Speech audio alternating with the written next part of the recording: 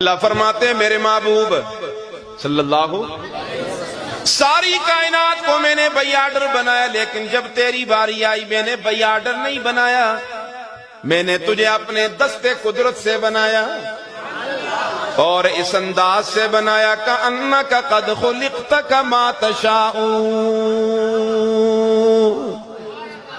میں اپنے ذوق کے مطابق اس کا ترجمہ کرتا ہوں۔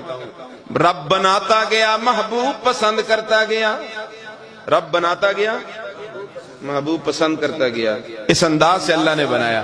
کیسے بنایا؟ اللہ نے بنا کے تجھ کو نبی، پھر نہ بنایا تجھ سا نبی۔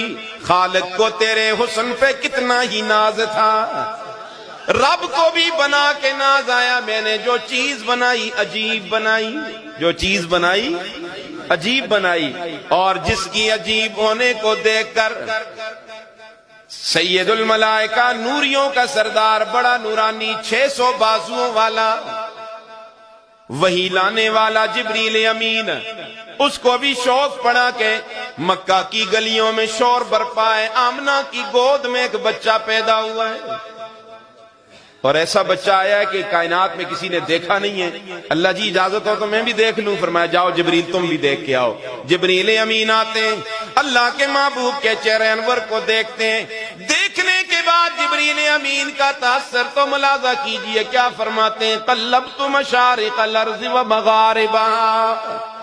دنیا والوں، او مکہ والوں، تم نے دیکھا کیا؟ تم نے تو مکہ ہی دیکھا ہے اور کوئی جگہ نہیں دیکھی، میں نے تو ساری کائنات دیکھی ہے۔